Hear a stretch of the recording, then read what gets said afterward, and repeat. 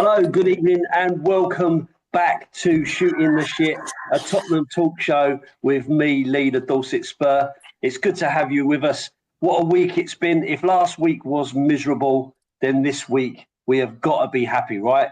2 wins, no goals conceded, and we've actually signed some outfield players. So listen, all things are rosy in the garden again. Levy's back in our good books. We all love Johan Langer, and everything's right for Ange Postecoglou, surely. Or am I just being controversial? Maybe I'm being controversial. Listen, let us know how you're feeling in the comments section. Like to see what you've got to say about it and how you're feeling at the moment. Are you feeling positive? Are you still feeling negative? It's hard to say. I am here tonight with my good friends Mason and Alex. Hello, boys. How you doing? Evening. Good to see you. And, of course, poor old Dean is stuck at work, so big love out to Dean, who's at work. But I have got a replacement. I've got my good friend Lewis, also known as Five Stack, over there in the corner there.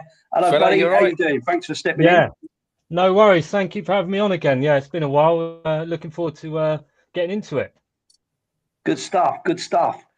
So of course it's been a particularly a decent week. I am here in my brand new Admiral top that Alex is telling me is just a Man City top, which I think it's a bit out of order, to be honest. Honestly, this football team is the only football team I know where we are colour coordinated and have to only wear white, even though Alex is sitting there in some kind of, I don't know, shitty beigey colour. Elise, mug. It's Elise. Elise? What's the matter with you? It's Elise, yeah. Are you sort of sponsored by Elise? Every time I see you, you got Elise on. I like Elise. Yeah, it's nice and comfortably, you know. It's like a neutral colour, not a city colour. So, the only thing that would go wrong with that is if you started wearing your West Ham colours as well. So, you know, honestly, I think we need to come around. We need to come around and sort your wardrobe out. We should talk about that one night. This is Lee's wardrobe. You guys are just never happy. Never happy. Anyway, look, it's good to see you anyway, Lee. Yeah, cheers, buddy. There's a lot to talk about today, to be fair. We've got a fair bit to get through. We're going to talk about Brentford versus Tottenham. We're going to talk about Tottenham versus Elfsborg. We're going to talk about the January transfer window, and we're going to try and talk about Liverpool versus Tottenham in the Carabao Cup. Will we get all through that? I don't know. We try to do it in about an hour, but we'll see how we get on. So anyway, listen, with no further ado, let's crack it on. God, get your teeth in, Lee. Lewis, let's come to you first things first. Brentford versus Tottenham. Overall thoughts on the game? Boring, but I didn't give 2 shits. We've got to win 3 points. To me, it was just a must-win game. I didn't care if we played the best, the worst, whatever. As long as we've got them 3 points, that's all I cared about. And to be honest, I was buzzing that we got that result because we needed that so much. And I think to win crappily like that as well, I think was important too, just to show that we can do it when we're not playing particularly well. You know, it wasn't a great watch by any means, but we just needed that desperately. And I was buzzing after that, better than watching us play brilliantly and losing. Do you know what I mean? We just needed the 3 points, just desperate for it. And I guess every Spurs fan probably felt the same. We wanted them 3 points more than anything. And that for me, you know, that my weekend wasn't ruined. You know, I could go into work on Monday not feeling pissed off for a change. I thought, you know, this could be a good turning point. How did you guys feel? Yeah, no, I to be honest with you, I agree. I thought it was, I didn't think it was the best performance by any stretch, but it really felt like we needed that win. It really did feel like it was a turning point in the season, one that you really had to win after going down into 16th because of the teams around you winning. Which, you know, to be fair, ain't really the manager's fault that they win their games. But we desperately needed to get that one to give us that little bit of boost and give us a little bit of distance again. Mason, coming to you, what was your feelings before that game? Did you think that we were going to win it? Was you surprised? Feelings before the game, I turned Jamie Carragher right down. Also, I thought that I don't know. Going into it, they'll give him He's an Brentford their annoying praises. twat anyway, isn't he? Yeah, well, they're giving Brentford their praises and stuff like that. They're the best team at home this season. They've scored the most. They've won the most out of every team in the league. So for us to go there and not concede and win, not only shuts Jamie Carragher up, but it also gives us 3 points and moves up the table. So it was a good result. But before the game, I was not exactly hopeful. I think a draw. I would have thought. I was hoping for a draw just because I didn't think we were going to win. But obviously, we take the 3 points. Yeah, I do like I've said before, I do a prediction thing with Dave the Irish Hotspur, and for me, I kind of went with a 2-2, like a hopeful 2-2. I was actually dreading it because they have got a really good record. They have got a really good record at home, top scorers at home or something, 29 goals or something. So to shut them out, I wasn't expecting it. And whilst I was really annoyed with Jamie Carragher's blasé comments, I found it a bit hard to disagree with him. To be honest with you, I kind of felt that was likely to be the case. But this was a bit of a strange weekend for scores, Alex, wasn't it? Did you see any of the other scores? I'm just looking at them now. Nottingham Forest versus Brighton, 7-0. Was you expecting that score? No, nor was Nottingham Forest, I should think. No, either. Fulham beat Newcastle as well, so I wasn't expecting that one. I was expecting Newcastle to win. Everton versus Leicester. After Leicester beating us, to get beat by 4 goals by Everton, that was a massive shock to me. Wolves beating Villa, another one I wasn't expecting. Palace beating Man United, wasn't expecting that one either. So I guess they've kind of done us all a bit of a favour, and even West Ham losing yesterday to Chelsea kind of helps us out, right? Because we're now still 14th. I'm just looking at the table now. West Ham are still behind us. Everton are still behind us. Wolves are behind us, and so on. And obviously Southampton beating Ipswich, that also does us a favour. So it keeps us right up there now, right? So we're sitting where are we? 14th. 27 points, 2 points behind Man United, 3 points behind Crystal Palace. So there is hope if we can put a little run together that we could climb back in the table. What did you think of those results over the weekend, Alex? Is that pleasing for you? No, strange results, strange season. The higher we can get, the more we can all sleep. Really, Yeah. It's not what I expected, to be honest with you.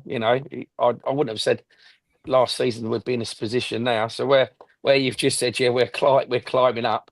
I'd rather climb up higher than climbing up from the position we're in at the moment. But yeah, I just want this season out the way and reset, start again. And see what next season brings.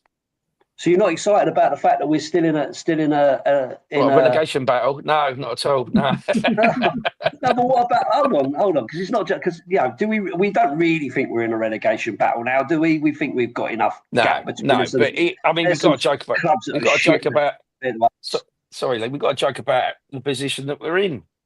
You would never have thought we'd slip down that far, No. So yeah, the higher we get, the better we can all feel, sort of thing. I mean, being above the Spanners, Span.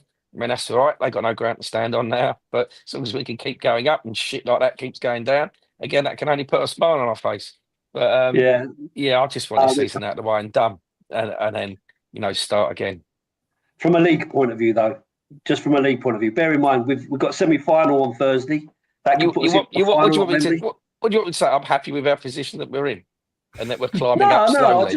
I just say, I get what you're saying about wanting it over, but we've still got the Europa to fight for. We've still got the FA Cup to fight for. Currently, we've still got the Carabao Cup. So it's not all desperate, is it? It's not all bad.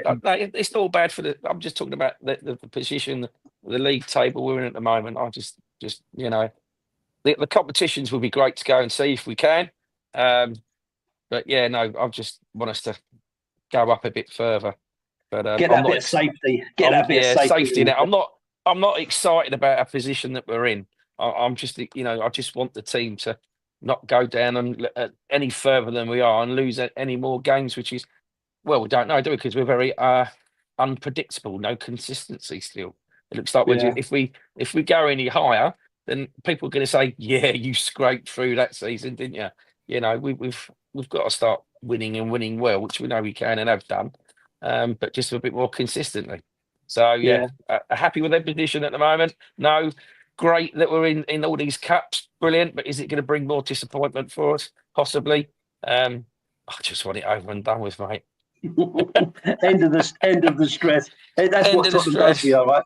Yeah, This grey hair is only from Tottenham, right? I've got no other stress in my life apart from Tottenham. I have to shave my hair, but I ain't showing you. But you know, well, I had up that ball patch. Lewis, let me come to you. Let's get back to talking about Brentford, right? So it's a crown. Van der Ven wasn't even on the bench after coming back against Elfsborg and doing fairly well. He wasn't on the bench. Now they've said that he was not required and just managing his minutes. Lots of rumours now saying that he's actually injured. But at the time, was you shocked that he didn't make the bench? A little bit. I saw a lot of people sort of moaning about that he weren't on the bench and that, and then sort of when you think about it a bit more, I sort of think, well, which game would you want Mickey van der Ven in? Would you want him in that game against Brentford? Yeah, we did need him. But look what rushing him back happened last time. He got injured straight away. That was my biggest fear. I thought if he gets injured again, I thought that's it. So I'm guessing they're just managing his game time because I think, the game in Europa is not, no disrespect to Elfsborg, it's not going to be as high intense as it's going to be a Premier League game against, one of the highest scoring teams in the Premier League. Yeah. So I think it's just management, and it's thinking, well, if we rest him for this game, and then see how he gets on for the Liverpool game, I'd rather have him against Liverpool. And that's the game that I'd really worry about defensively, Spurs, than Elfsborg. So I think it was an initial shock, but then I kind of sort of thought, well, they're obviously, they're not going to make the same mistake of rushing him back and him getting injured again, because we can't keep doing that. That's just ridiculous. If he got injured again, it'd be like, what did you think? Yeah, no, I agree. I was shocked that he didn't make the bench because I was thinking, well, he needs some match fitness, right? So I thought, well, playing against Elfsborg was good. I was pleased that he started the game. I know a lot of people were talking about maybe him not starting and just being brought on, but I thought, well, if you think about it, starting the game, he gets the full warm up from everybody else rather than a few sort of star jumps on the side of the pitch, and gets that opportunity to kind of grow into the game. Like you, I thought Elfsborg are not going to be massively attacking. They only needed a draw. So I thought that might be a way to ease him in. But again, I was shocked that he didn't make it to the bench against Brentford because I thought he probably just needs a few more minutes. I don't think you can just chuck him into Liverpool and expect him to be top quality without that match sharpness. But like you say, I don't really want him rushed back. I don't want him taking any risks. And we were watching it, and every time he started to make a run, we was all like, "Ooh, hold on, don't run too fast," that kind of stuff. Don't go too quick, mate. Yeah, calm it down. We don't want you injured again. We didn't want that. While we're talking about defence, I just wanted to talk about Jed Spence, Mason. How good was Jed Spence in that game against Brentford? He was great. I mean, I wouldn't say it'd be a far cry to say that next year he will be England's left back because there is no choices at the moment. I don't want to hear people talking about Lewis Skelly because he's a centre back out of position like all the defenders. But Jed Spence, he's playing out of his skin at the moment, and I didn't like. I don't know how if you interpret it the way I did, but the way Postecoglou said that, he's doing us a job whilst Udogi's out. Didn't sit well with me because I thought Udogi has been crap all season. Not crap. He hasn't been his best this season, and not as good as Spence. So I thought that was a very, very weird comment by Postecoglou. But then again, it's week in, week out. We are seeing him come back and being better and getting better. And he's finally got his Man of the Match award, or Player of the Match as they call it now. But it was a real shame that he wasn't included in the Europa League squad. But then again, if he had been in the squad, we wouldn't have had a backup keeper. So hopefully he'll be in the next squad, which I think comes out Thursday. We find out who's in the squad. But Jed Spence, again, week in, week out, I don't know how we didn't. I don't know why we tried to get rid of him for 5 million in the summer. I thought that was insane. But good. Well, it's good that he didn't go. Put it that way. But what a player! Yeah, it is a real strange one, isn't it? Because, but to be fair to Postecoglou, it's not just him that's been kind of concerned about Jed Spence. Warnock was on about it, Conte was on about it. Like they've all been moaning about him, saying about his attitude and stuff. Genoa messed about with the fee, so they didn't really want to go all guns blazing for him, and he's had to take his time to get in. But for me, bearing in mind you said about him being the left back for England, but he is actually a right back. But to be doing the job he's doing at left back, Exactly, he is absolute quality. Alex, let me just ask you about Jed Spence overall, like your overall opinion on Jed Spence, not specifically this game, but what do you make of Jed Spence coming into the squad now? I think, like Mason said, I concur with Mason. But like we've said before in previous chats, he's bringing people into the team that want to show they want to be there. So he's playing out of his skin. So he's trying his best to stay in the team, knowing full well that Postecoglou might have change his mind at any minute. So I think he's doing quite well. Yeah, I've been really pleased with him. It's really good to see players. I'm a big fan of the underdog. That's probably why I support Tottenham, right? But I always wanted the underdog to do well, and turn out good and turn their life around and all the rest of it. And it looks like he's really enjoying his football as well. Yeah. So it's good to see that, right? And every time he's come on, he's done well for us, right? Do you not think though that all the Mikey Moores and everyone else, that the younger players that we spoke about weeks and weeks ago coming into the team, and like you say, Spence, they're all working hard to stay into that team, and eventually it will come off. So it's not like a breath of fresh air, but it is something different. Do you think it's changed the team at all? Yeah, I do think that the youngsters are growing into it, and I think that they're seeing that if they take their chances with all the injuries that are out there, there's an opportunity, and I think that's great to see. And the togetherness of the squad, I also thought looked really good. Felt like at the end of the game they were all together, and it almost felt like they're trying to show everyone like we're going to get through this as a group, as a squad. Yeah, well, we've gone through a really difficult time. There's not many squads that are going through what we've been going through. No, and hopefully we're kind of coming out of the other side of it, right? Yeah, definitely. I mean, looking at the highlights, I mean, the team is playing well. I know it's just highlights and it is the best bits. But as I say, with the players coming through that are playing well, because they want to, secure their position in the team, and they have been brought back from the back benches and such. Do you think that's a compliment to Postecoglou bringing them on, or what? Or he's just got to use the tools he's got in his box, the rusty spanners at the bottom of the box he has to use? Personally, I think it's probably a little bit of both. I think and we said this on the last podcast, that I actually want him to use the players at his disposal rather than just sticking with the same ones and running them into the ground. So I think he's probably trying to do that in terms of use the squad that he's got available to him. And he has to kind of go with it because he doesn't really have any other options. So I think it's a little bit of both. Lewis, let me come back to you, and because I want to talk about because we've got a lot to get through. But Ben Davies, what was your thoughts on Ben Davies? 31, 32 years of age, 10 years at the club. I thought he had a really good performance. How did you view him? Ben Davies, I think he's just solid, isn't he? He's just Mr. Reliable.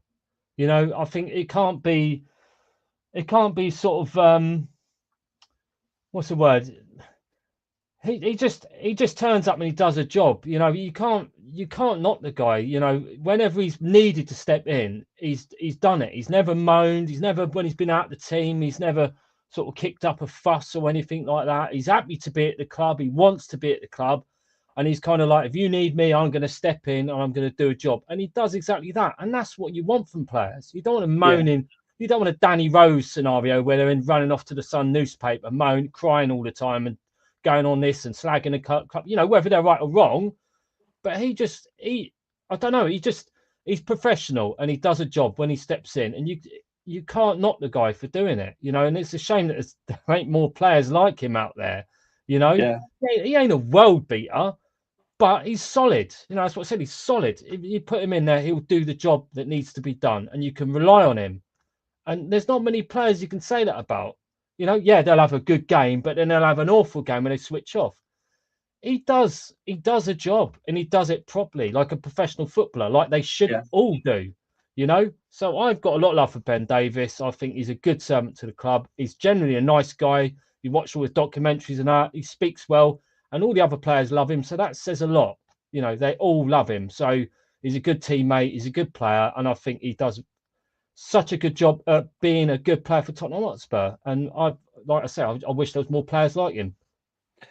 He is coming. There's a question there about do we renew his contract? I think that's a no-brainer. He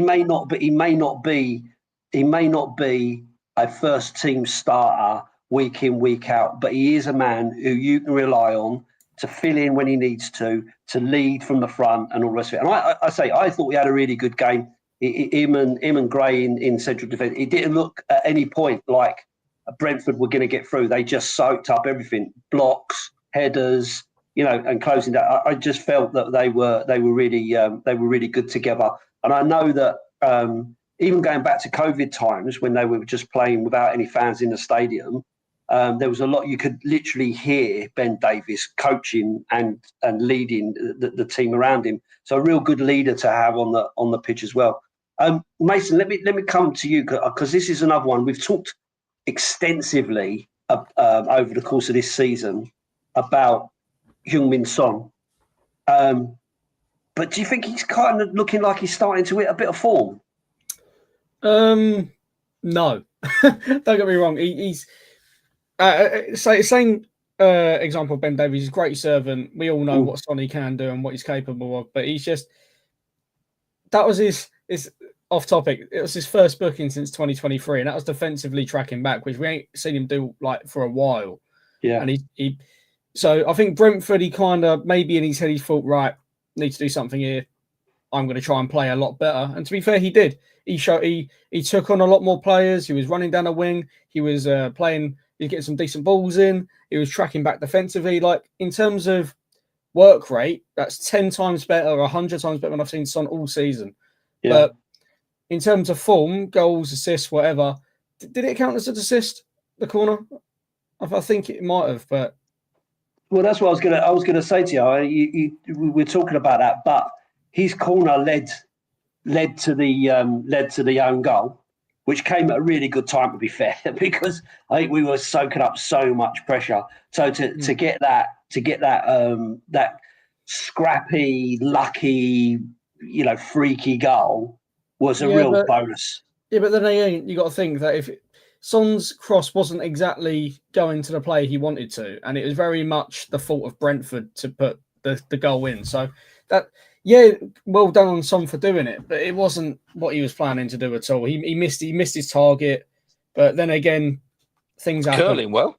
He was curling well though, Mason. It wasn't going to his man though, was it? It wasn't going to anyone. It was. I think he was trying to get to Basuma, but Basuma just either wasn't getting there high enough, or the ball was just too far above Basuma's head.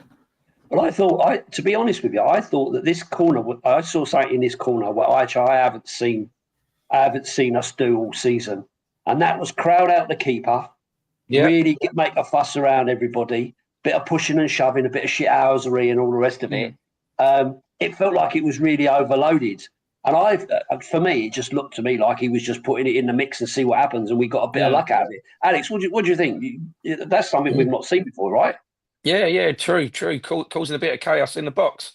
I mean, I think the keeper nearly knocks out his own player, didn't he? Give him a punch in the back of the head. Mason was saying earlier about the sun being in his eyes, but I don't think it was. He could watch the ball, but he just couldn't get to it. So he stretched out over the players. He went to punch it and flapped and went over the top of his player, pushed his player down, hit his back and went in. But you know, I'll take that all day long. I love them sort of games. You got to cause a bit of isn't it? Yeah, that's true. But no, I think you got to cause a bit of chaos. Got to cause a bit of chaos in the box. That's exactly what happens to us, right? That's where we end up. when we get caught Always. out of that sort of thing, is some kind of, overloading the keeper, pushing and shoving and all the rest of it. And then we get it bounced off to their player who puts it in the back of the net. We don't normally get that luck. I have said all season that we struggle with getting a bit of luck here and there. And I felt that was a real lucky moment. Well, we had, sorry, mate, 1, 2, 3, 4. We had 5 players in the box, in the 6-yard box, all rushing forward. So, it's good to see causing a bit of chaos for once. I only took Jedinak half a season to figure out what Arsenal were doing. So, props to him. Yeah, but they don't do a little jig beforehand, do they? Yeah, well. And let's not talk about that shite. But go on, Karen. Lewis, let me come back to you because while I'm talking about the fact that we had a little bit of luck there, couple of penalty shouts. Did you think either of them was a penalty?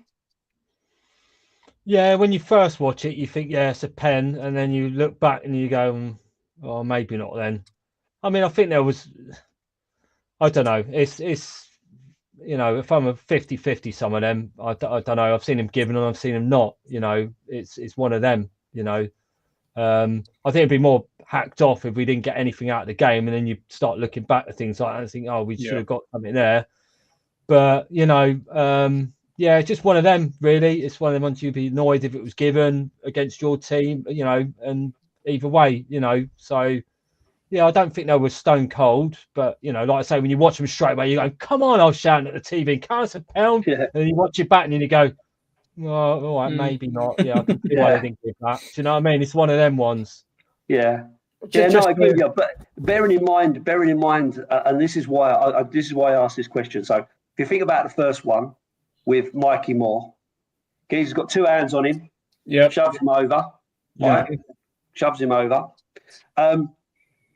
If you gauge that against the Liverpool one against Bournemouth, penalty, isn't it? Yeah, penalty, no. It's consistency, isn't it? It's what we always ask for, but we never get. So it's just annoying, really. I mean, if you did, like you say, if you didn't get anything out of that game, I think we'd have been right annoyed. If we'd have lost it, I think I'd have been even more annoyed. But because we won the game, we kind of look at it. It's like, I know what you mean. But it's 1 week they give it, next week they don't. As we all say, it's consistency. It's fair enough. As long as they give it all the time, but they don't. They change their mind from week in, week out. What's a penalty? What's a not? It's I mean, I think the Mikey Moore one was. I mean, I haven't seen it back a lot, but I've seen it a couple of times now. I still think it is a penalty, just because he is back to the player. He does get 2-handed and pushed over. In my opinion, I think that is a penalty. But I don't know it's the fact the VAR cleared it like that. It's like, well, how have you cleared it that quick? I think that's more of an pen than I've seen most of this season. But I don't get it. I really don't. I mean, it was all child abuse. He's only little. He's 17. Yeah, he's 17. Can't be manhandling kids like that on a football pitch. Exactly. You have his dad after you. It's not right. It's not right.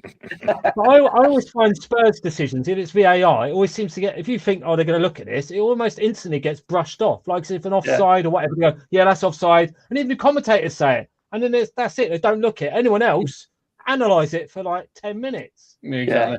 Pisses me off every time. Don't get me started. Let me stick with you, Mason. Talk me through the Sarr, their second goal by Sarr. What a great goal that was! Proper team goal. I think every player touched the ball. Yeah, in the build-up. Everything. What did you make of it? I think Sarr done very well to lose his man at the start of the pass routine. I thought he done very well. I also thought he done very well to get past the defender and obviously put the goal through the keeper's legs. But then you got to think, before the goal, the person who made that goal, and if you look at it very, very closely, it's Archie Gray got pressed by 2 players at 2 different separate occasions. Took it past them. And that, I think when we start to see him and Sarr combine in the midfield, you're going to see a lot more of that. But Sarr, great finish. I think he needed it as well, because obviously Sarr in recent weeks has been fitness-wise been struggling. And also on the pitch, he's been struggling a little bit, coming off early, getting subbed on or whatever. I think he needed it. And to be fair, he looks over the moon when he scored. Yeah, no, I thought it was really good. Like the finish was great with him. Got the keeper rushing onto him, puts it through his legs. which was great. I thought the pass from Son I thought was excellent as well. Yeah. The fact that you had Jed Spence on the overlap, for me, I that late in the game, I was expecting it to go out to Spence to maybe sort of slow it down and try and kill some minutes, maybe put a pass in. But to see that ball like that, the run, he just runs straight between the two defenders, and excellent finish. And I've got to be honest with you, I was sat in the club watching it. I think there was something like 2 minutes to go. We were 2-0 up, and we were all still sat there shitting ourselves. You don't get much more Spurs than that, do you? It's not right, is it? It's not right. Well, you don't get any more Spurs than that, mate. 2 minutes to go. Well, 2 minutes to go, 2-0 up, and you're still shitting your pants. I know Postecoglou keeps talking about being entertained, but blimey, at 2 minutes you think you could at least relax. But you can't, can you? No. Where's the fun in that, eh? Where's the fun in that? No, exactly, mate. Exactly. It's entertaining for everybody else, but us Spurs fans. Yeah, they're all loving it watching ours. We ain't. Yeah, the whistle goes, and the whistle goes, and is it like 60,000 people going, "Thank fuck for that"? Exactly that. Everyone's going, "Oh Jesus, thank God that's over." Yeah, I can go home now. Yeah, no, really, really good. Yeah, but as I say, it was really good. I think the best thing out of that, as it's just said in the chat, is a clean sheet as well, which is really encouraging, especially when you've got Archie Gray, 18 years old, sitting in that back line there and really soaking up everything. I think it's a bit early to say, but I genuinely think come end of the season, he might be our player of the season. He's been outstanding all year. Yeah. It's like what Ange highlighted as well. The fact he's 18, playing out of position, and he's not the worst player on the pitch, and he's not even the worst centre-back on the pitch 90% of the time, or 99% of the time. And he's not even a centre-back. I find that mental. I think he's great. Player of the season already for me, but obviously we've got another about 30% of the season yet to go. But Christ, what a player. Yeah, and now you can understand why they wanted to bring him in at 40 million quid for a kid, for a young kid at 18. I think, like I've said, I think we've said it previously. If you went back for him at the end of this season, I think you're looking at an awful lot more money. I think there'll be other teams out there going, "Geez, I wish we'd got that kid at that time." Okay, so just moving on from Brentford, because of course we did progress in the Europa League as well without needing the extra game or the extra couple of games to get through the knockout to the knockout stages. We of course had a game on Thursday. Mason, Alex, was you both there? You both were at the game? No? I was there. No, Mason did try to get there, but the trains were all knackered from Liverpool Street, weren't they, mate? And so he was there. I'm reading the question sheet and it says thoughts on the performance. And if you're talking about the team, it's great. But if you're talking London Overground, then they can get to fuck, because that really annoyed me that night. Couldn't get any language, young man.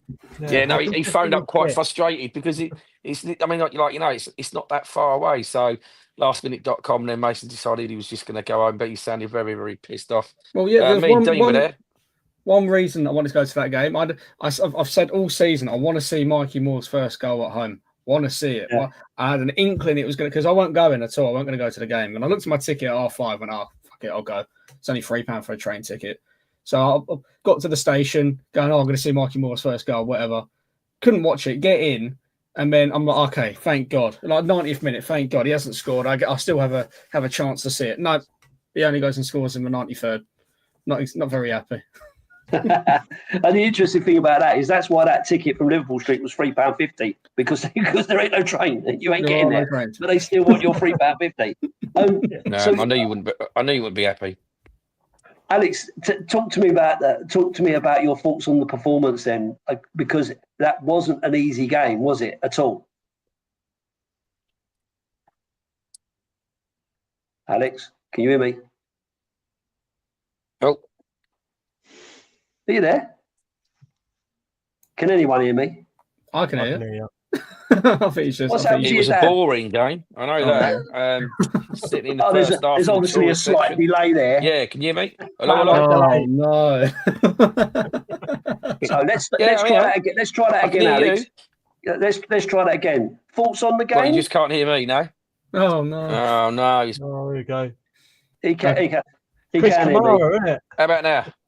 I Can you hear me now? Yes. Yes. We can hear you, Alex. Go Can on, you jump not off, hear jump us? off the call, jump off the call and join back. That'll help. Can you hear me? You can't hear me now. Yeah, I can hear you. There you go. Yeah, that one. We'll remove him out. So, Lewis, give me your thoughts on the game. Let me text him and see if he can get back in. So the thoughts on the Elfsberg game? Yes, mate. Yeah. So another boring game, really. To be honest, not offering too much until the youngsters got involved, really. And it's weird, isn't it? Because I think I was speaking to another Spurs fan the other day saying about pre-season, if you remember rightly, when we had our first team out, first half, they did all right. But the second half, when they brought the youngsters on, we looked a better team. Yeah. And it was almost a reflection of that, complete reflection of that. And I was so, I mean, you say about Mikey Moore, I was so chuffed for Dane Scarlett getting a goal because I always feel that he's going to fall into the sort of Harry Kane, the trap that Harry Kane could have fell into, where he goes out on loan, doesn't impress, then goes out on loan again, doesn't impress, goes out on loan. You think, well, this guy was hyped up. I mean, that Scarlett was hyped up a lot more than Kane, saying that he's going to be, everyone's saying he's going to be the bee's knees.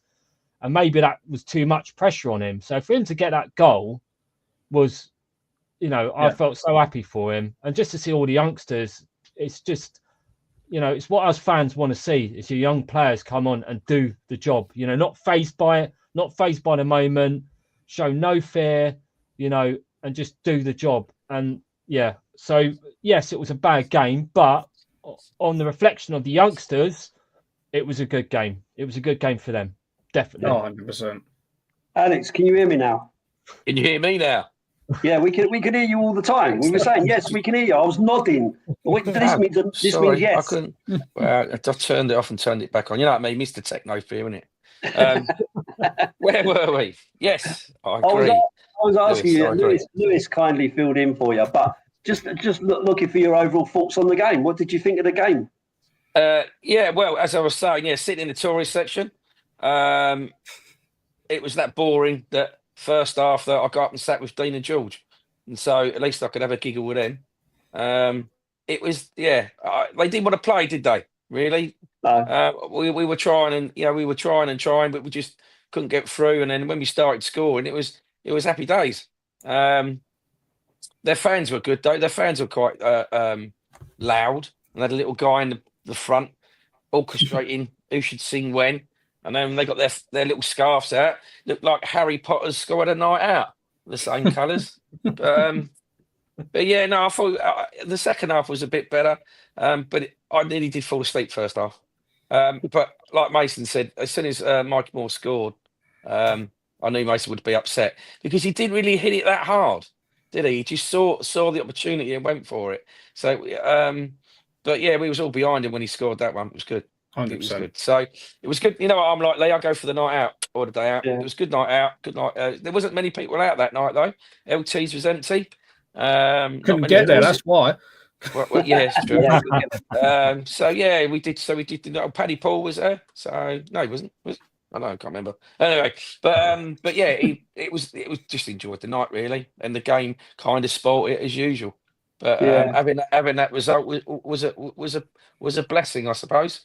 But as I say, they didn't want to play. They really didn't want to play. No, from my point of view, watching it, I agree with you. I thought it was a bit of a flat game. I thought we tried everything we could, and I thought Son looked really good on the left hand side. He was skinning their players all the time. We put in a lot of crosses. We had a lot of opportunities. Just didn't seem to go for us. And like I say, they were playing a really low block. Wanted to just get the draw because they only needed it. They only needed exactly. Yeah. So looking at Sonny's first attempt, he got 1, 2, 3, 4, 5, 6, 7. So eight of their players, surrounding the goal, and that's all they were doing. They were just like running back, defending, getting it out of the area. Because, like you say, all they needed was a draw. I thought their keeper had a good game as well. He pulled off a few decent saves, didn't he? Yeah, he did. Yeah, he did. I think he was pretty gutted when our goals went in, though. But again, football's changing to a degree. I mean, I see it yesterday as well. First opportunity, everyone goes and has a huddle around their manager, and they were doing that all night, sort of thing. They did it more than about 3 or 4 times. Every time there was an issue, when there was the possibility of the game being stalled, they would all run off to their manager and all have a bit of a huddle. Like our lot would just stand there counting the stars in the sky or watching the planes go by, and they're all trying to change tactics. So I mean, I'm seeing more and more of that in the games.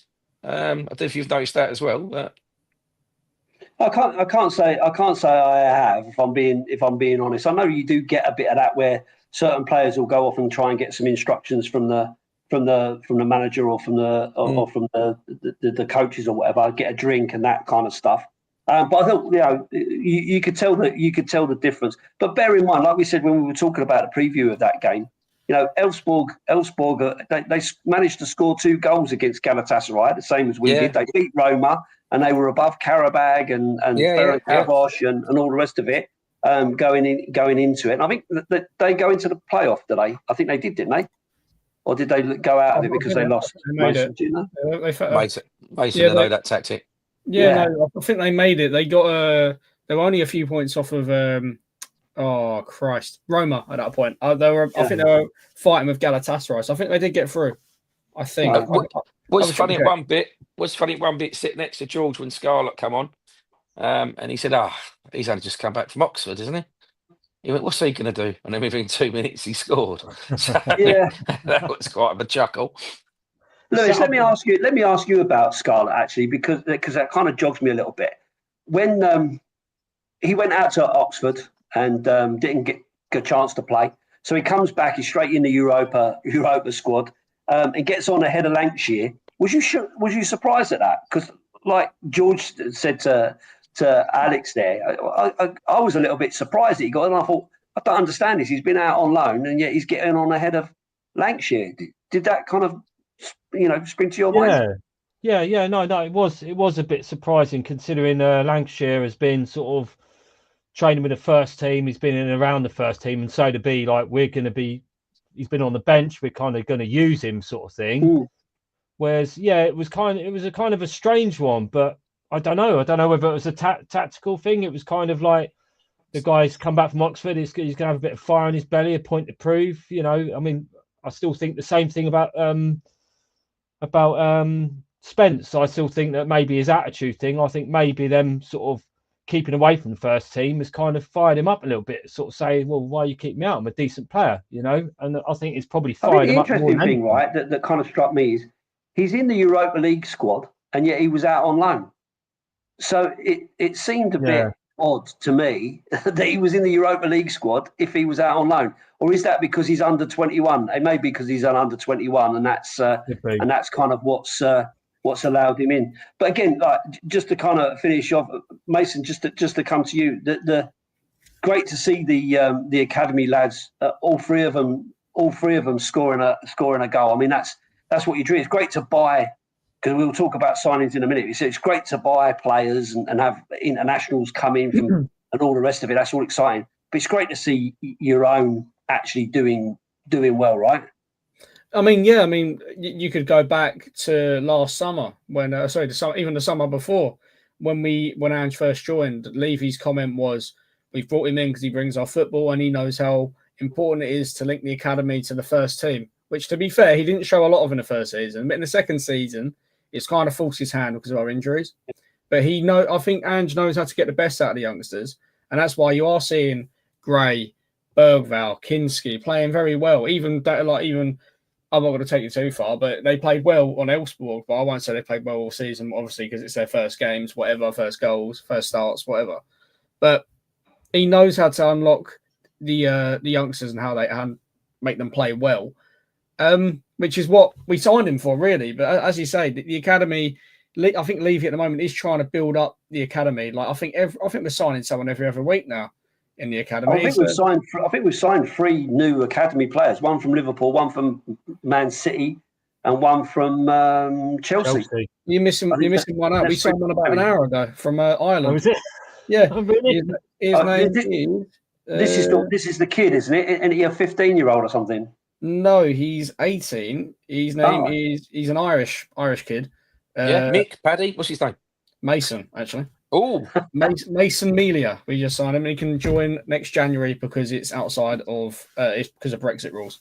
But that's 4 academy players we've signed in about 2 days. And he's over £1 million for him. 1.5. Yeah, which is decent money, right? So I guess it does make sense to try to, I guess future-proof the squad, to have enough squad players in there to buy in the best talent around at that young age. That's what Bergvall, that's what Gray kind of came in for. That's what Yang has come in for, and so on. Just want to finish off talking about Elfsborg by talking about Scarlett. He had his hand in all 3 of the goals. He headed the first one. He did the assist for Ajay. I don't know how you say his name. If I'm butchering it, apologies. But for him because he played it to him and played it back. And even the third one, he kind of made a run that opened up a bit of a gap there for Mikey Moore to let off his shot. So it did sound like a good move to have Scarlett in. And of course, Lanchy has now gone on loan to West Brom, who are flying fairly high in the Championship. So it sounds like a good move for him as well, to hopefully get some first team minutes. I want to go on. I want to kind of move on and just talk before we talk about Liverpool. I just wanted to touch on the fact that we've that the transfer window is over. And if you're anything like me, I'm glad to see the back of it. I hate transfer deadline day. I hate all the hype around it and all the in the know rumours and all the rest of it. Till they're holding up the shirt, I really don't give much of a toss, to be honest. Mason, let me stick with you on this because you are probably more in the know. I'm making an assumption, Lewis, so apologies. You're that's probably more in the fuck know all day. about these players that we've kind of brought in. So we've brought in Kevin Danso, and we've also brought in Matthias Tell. Matthias Tell.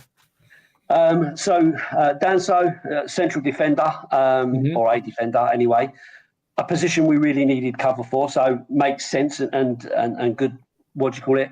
And Matthias Tell, as I understand it, plays across the front 3.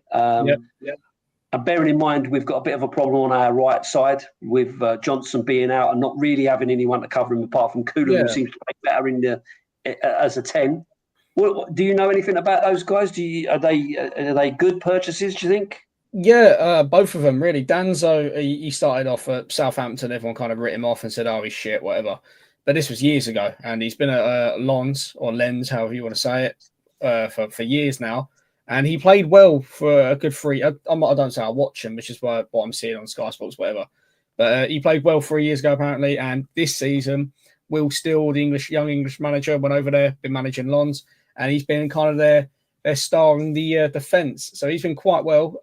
If anything, I think it's a massive upgrade. And to be fair, good timing. Because obviously now Dragon's out. Very good timing in getting him in. I think it'd be a good signing. I don't think he'd be starting week in, week out, but he might be, up there because I think I see in the question bit about Romero later. He might be in contention about maybe starting next season or so on. But even about Tell, last season he was one of Bayern's best players. He was at the age of 18 playing well every single game. Was in the Bundesliga team of the season at the age of 18. Obviously, I think they missed out on the title to Leverkusen, but he played very well. This season, though, he's a bit not on form, hence why he's been loaned out. He hasn't registered a goal and assist this season, but who knows? But as you said, the left wing and right wing problem. We've got so many players who play the opposite side. Like Brennan Johnson at Forest played left wing. I don't know why Ange forces him out on the right. Odebear, he played on the right for Burnley. He plays on the left for us. So it's all a big mess, really. So maybe Ange is just trying to sort out the actual dynamics of a left wing and right wing with different options. But I think Tell for us will probably be the left wing if we do choose to sign him or play him a lot this season. I think he'll be on the left, and then Odebear when he comes back maybe on the right. But who knows? I guess this Tell seems to be the one that's got everyone talking. that there was a lot of talk about the fact that he wasn't going to be. It was just going to be a straight loan, which it turns out isn't. There is an option to purchase 55 million euros. And but obviously it's up to the player. So I guess in terms of a loan, it's a good idea because you get to try before you buy, and he gets to see what he's getting out of it and whether he's working very well. So it'll be interesting to see where he goes from there. I'm getting a bit of an echo back from someone. I don't know where that's coming from. So I think it's a good option. Where's that coming from? I think it's the old man. What are you doing? Alex? Alex, I think you want to say something because I can see you gesturing to me. No, I'm just. Where has it gone? Look, hang on, bear with me. I've just looked at the Tottenham news, and it's saying therefore Postecoglou would be grateful for the arrival of Danso, the Lily White Rose owner John, speaking exclusively to Tottenham News, expects that Archie Gray could make his way to the centre back. So are we losing one and gaining another? No. What it is, I think what he's trying to say is that if Van der Ven rumours are true, then Gray will still be staying there. But as of right now, if Van der Ven's back on Thursday, then Archie Gray will be put back into the midfield. I think that's what he's trying to hint at because we have got cover for centre back now. Because apparently he's playing against Liverpool on Thursday night. Danso. Can they get registered for that in time? He said Kevin Danso to make Tottenham debut for versus Liverpool. First regular team max, it says. I mean, to be fair, it could give Gray the opportunity to even go to right back and give Paul a rest, who's been really used an awful lot as well. So I mean, it does give him options, and it gives him the chance of going into centre midfield alongside Bergvall or Sarr or whatever. It just gives us a few more options. I would say that Tell is the one that's really kind of got people's thing. I saw Mark Goldbridge having a bit of a meltdown because of it and so on. So yeah, that was pretty interesting. There is a question I was going to ask this one. Let me ask you this one, Lewis. 70 million bid for Gay from Palace. Is Palace right? And 70 million right at the death. Not really giving them an opportunity to get anybody else in at that, so rejected. But do you think that was a serious bid from Tottenham for him? Or do you think he's just Levy doing his "we tried" kind of business? Yeah, the standard for Levy. It's a laughable bid though. It's not even a serious one though, really, is it? For their best, and they've got injury problems as well. Why would they sell him right now for 70 million quid? It's just, that's not even testing the waters. I don't know. I don't know what he was doing there. To me, it wasn't serious because it would be a bigger bid if it was serious. For Palace to even consider it, it'd have to be excessive of that. I just think it was kind of a, well, look, Spurs fans, keep buying your tickets and that because we are trying. We did try. No, it weren't enough. I don't think it was serious any means at all. It's a bit of an insult.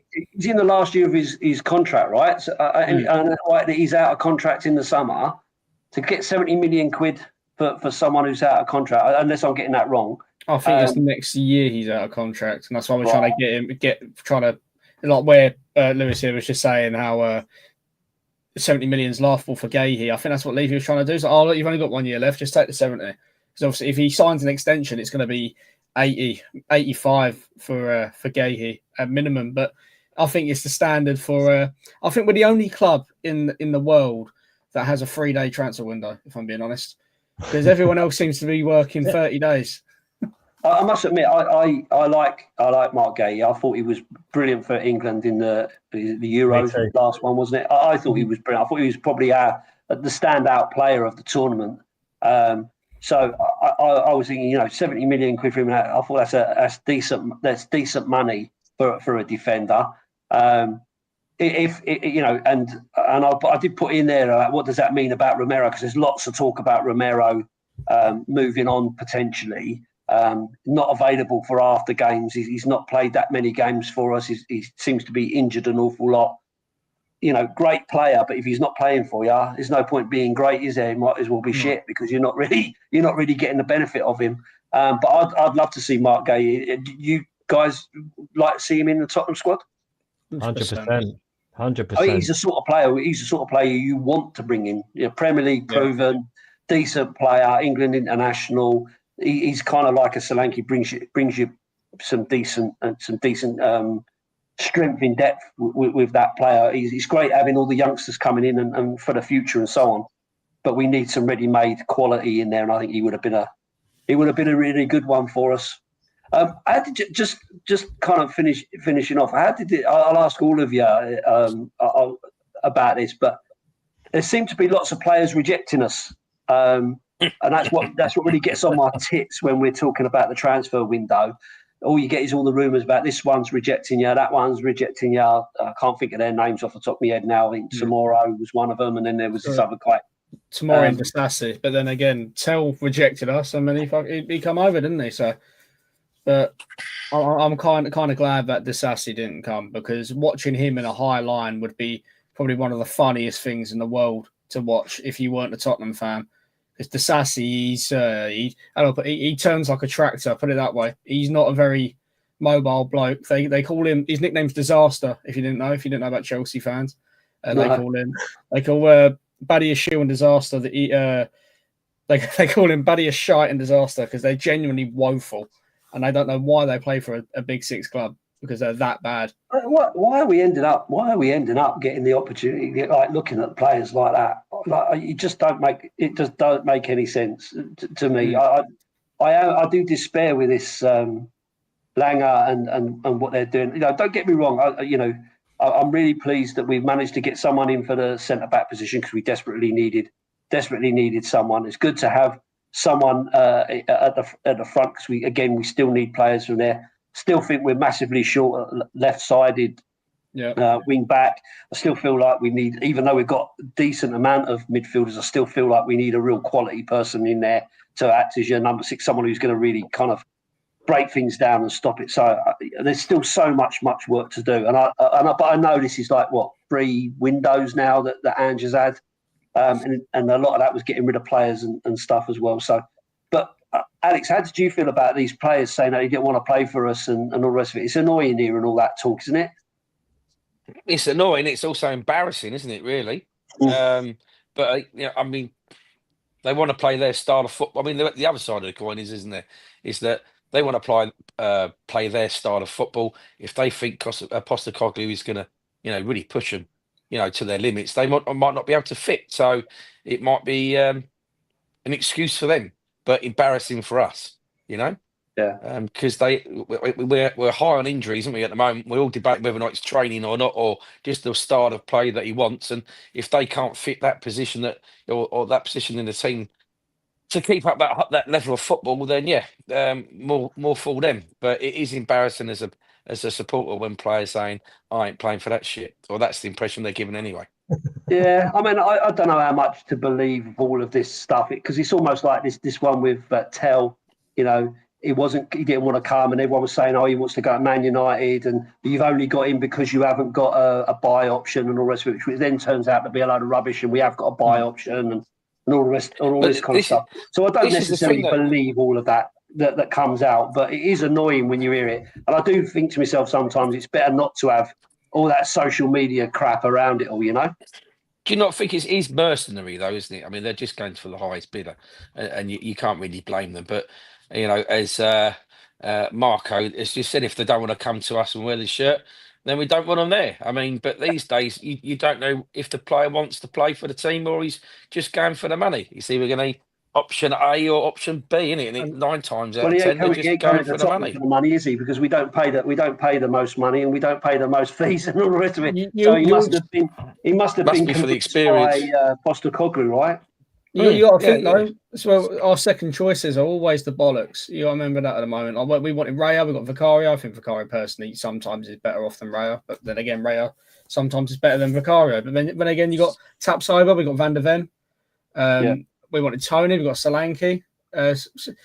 Many you could name. But Gallagher, we got Gray. I'm taking Gray over Gallagher every day. Our second choice signings always tend to be better. So give it a few times. I mean, even if you go online, just type in Tomori, a bit of Italian words afterwards, and you'll find all these Italian pages saying Tomori's been woeful this season and how he's a shell of what he used to be. But so you never know. Danzo as a second choice, he might be better than Tomori, and our current track record says that he will be. So we just he gets classed as homegrown as well because he grew up in Milton Keynes. Exactly that as well. So yeah, he came over. There's always an angle. He doesn't sound Austrian at all, does he? No, he came over at 6. Came over at 6 years old. Played with Dele Alli at MK Dons. So yeah, I mean, it's an interesting thing. And as Colin says, if they don't want to come and they don't want to wear the shirt, jog on, mate. We don't want you. Good riddance to bad rubbish. They can always play. They can always play for City, can't they? Yeah, they can always play City. They can always play for City. So listen, we're just over an hour now. So I don't want to keep you guys too long, and of course, you don't want to bore people in the chat. So obviously, massive game on Thursday. A chance to kind of get ourselves into a final. We're leading 1-0. But got to go to Anfield where we have a bit of a difficult record. Liverpool are flying. Their coach has got them playing really good football. They've got some decent players there. Lewis, how are you feeling ahead of this game after I've just built it up like that? Yeah. Thanks for that, mate. Yeah, I don't know. I'm a little bit. I'm not expecting us to win at Anfield because we don't seem to do that. But we've had a few draws there. And that's given me a little bit of confidence. So I'm thinking I'll take a 2-2 draw because that's enough. And we've done that before. So yeah, I just think they've got a lot going on, though, haven't they? They're in a lot of things. They've got bigger fish to fry, so to speak. If this was the only tournament they were in, I'd be a bit more worried. But I don't know. Maybe their eyes are on different prizes at the moment, and hopefully we can catch them out. Like I say, I'm not expecting us to win, but I think we can get a draw there, and that'll be enough for us. So there's a little bit of confidence in there. I mean, I'm not overly confident, but I'm not overly sort of convinced that we're going to get stuffed. So yeah, there's some confidence there, not massive amounts, but there's something there that we could get a draw, and that would be enough. So what are you going for? He's on the fence. Did you say 2-2? 2-2, I reckon, and that's enough. That'll do. Alex, what about you? How are you feeling ahead of this game? What's your score predictions? We're actually going. Me and Dean might be going. Paul Mason's still going for a ticket. So if anyone out there's got a spare ticket or knows someone that can give him a ticket, get in contact with Lee or Mason. Just get that bit in there. I reckon you got to go with the Spurs, haven't you? 2-1. 2-1 to Spurs, mate. Hopefully. Yeah. So, but then what Lewis said, it could be quick. Their eyes might not be on that particular cup. But yeah, no. 2-1 to us. Let's do the Rats. Okay. Mason, if I was you, I'd go to the game. I'd go to the game anyway. Turn up there, get yourself in the away pub, start hunting yourself around. Anyone got a ticket? Anyone got a ticket? Because I guarantee you there will be someone there that's been let down by someone. If you've got the balls to do it, that's what me and Bradders did when we went to Budapest. No tickets. We got in the game with 30 minutes to spare. It's worth a punt, right? It's worth a punt. But anyway, listen. And again, just to reiterate what Alex said, if anyone does know of a ticket, let us know, and we'll get it to Mason because he's desperate to go. But I would say get yourself up there, mate. Get yourself up there. Go on, what's your views on the game and your score prediction? Well, you could ask. Being that we live as far away as we do from Liverpool, there's an awful lot of Liverpool fans around here. I mean, they're closer to Ajax than they are Liverpool, but that's a different conversation. They're all very nervous for Thursday because there's quite a few doubts, but I reckon they'll play. Trent's a doubt, Gomez is a doubt, and he plays Rotary in the cup. So it looks like they'll probably have a stronger back line, but their main right back is a bit of a doubt. Gakpo's sore. Diaz is sore. Nunes is Nunes. and so on and so on. But Oh, Mason, stop teasing us. What do you think? shut up. You tease, you Mason. Come on. He's teased. reeling us in. He's reeling us in. I'm just saying, it's He's building us up. all we need is a draw. But I'd like us to win. It's Anfield. It's going to be a hard game. I'm going to go for a draw. Same as Lewis. I'm going to say 2-2. Yeah, it's funny you say that. I did my prediction for Get behind your team, boys. I did my prediction for Dave, and I actually said exactly that. Desmond 2-2, because I can't see us not conceding, and I've got this horrible feeling they're going to score early, and that'll make it really difficult because they'll score early, and then we'll be hanging on to the bloody bitter end. All you guys I see you guys are putting your predictions in the chat. Feel free to chuck them in there. We'll go through them. So Lappers is saying 3-1. He's saying 3-1. Colin is saying 3-2, but I think he's saying for us. An ignorant Brit is saying Spurs to win 2-1. So there's a fair bit of confidence out there from the supporters. I'll be happy with a scrappy 1-1 draw or a scrappy win. No, I mean, even if we lose, what happens if we lose 1-0? Go to penalties, or is it extra time? Or I think it's penalties in the Carabao. FA Cup is extra time. Carabao's penalties, but then again, you got to think because away goals obviously don't count anymore. No. Do Arsenal play tomorrow night or Thursday night? Because they're currently 3-0 down, aren't they? Or 2-0 down? 2-0 down, weren't they? 2-0 down. So I'd love a Spurs-Arsenal final. But then again, a Newcastle-Spurs final is just as good, in my opinion. But we've got to get past Thursday. Especially if we can get one over on Joe Linton. Oh, yeah. Score with our hand. Push the ball into the back of the net with your fist. Maradona-esque. Knock it in there and say, how'd you like that, Joe Linton? That's how you do an handball, son. If you're going to do it, go full on. And do you like those coconuts? Have you got the minerals? I think we'll know in the first couple of minutes. If the team comes out all guns are blazing in the first couple of minutes, then I think that's going to set the tone for the game. But if they come out slow and passing to the side and back, as we know, then I reckon we might get smashed. But, I reckon we should win 2-1. You can't play like that against Liverpool, though. You really can't. It's all gone quiet. No, yeah, he's delayed again, isn't he? Oh, dear. I know, but that's what I'm saying. If they come out playing like that, then we know we're going to get smashed. But if they come out all guns are blazing... Oh, no. Yeah, we need to go into the game on the front foot. We cannot afford to sit back and invite the play on. No handballs early on either. No. I don't want to go through that again. Right, so Nigel says just text extra time, then pens for the semi-final and the final. So... Oh, it's different for the semi. Okay, fair enough. Right, okay, I remember that rule change. Okay. Did not know that. But yeah, no, it's gonna be an odd one. But it's getting nervous for it now, really. Yeah. Are Tottenham going to do it again? I'd love it, but I don't know.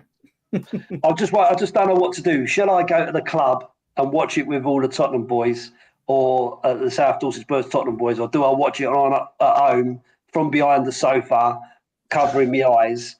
Because there is a lot of Tottenham, a lot of Liverpool fans in that club as well. Surprise, surprise! I live in Dorset. There's loads of Liverpool fans. Of course there is. They're everywhere. Everywhere. Of course there is. So do I watch it in the club with the security of my South Dorset Spurs family, or do I bottle it and watch it at home from behind the sofa? I don't know. We'll see. Maybe I'll put up a poll and ask a question and decide what to do from there. But I won't wear my Man City shirt. I'll wear me. No, Tottenham. I don't think you should. Oh, he's caught up now. Get your ass to the... Sorry, Cheers, it's the signals. Yeah, It'd be those aliens. Look, everyone's saying, "Get to the club. Get to the club." I end up having to take abuse from Man United fans cheering on bloody Liverpool. Believe it or not. Anyway, listen. We've come to that time. An hour and 10 minutes. We've talked it to death. I think we managed to get through everything, which is pretty good going, to be fair. So I just wanted to say, again, thanks to Lewis for stepping in last minute. Good to have Alex and Mason back on. Good luck getting a ticket, Mason. As I said before, anyone knows of a ticket, let Mason know. Ask in your WhatsApp groups, in your Tottenham Facebook groups and all that, and get him a ticket. Let's get him to the game. So thanks, guys, for all coming on. Again, thank you to everybody in the chat. It's been really good to see your comments and everything else.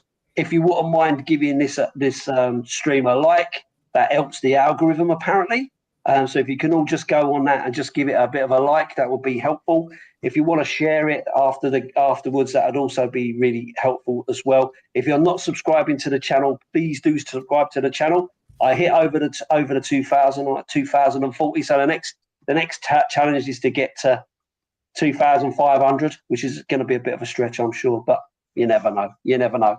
I'll be back talking about the game on Friday. So please do check out that video once that comes out. And the boys will be back with me next Tuesday to talk about the weekend. So no more to say. Thank you all for turning up and listening and watching and all the rest of it. And we'll see you on the next one. Up the Spurs. Go on, Tottenham.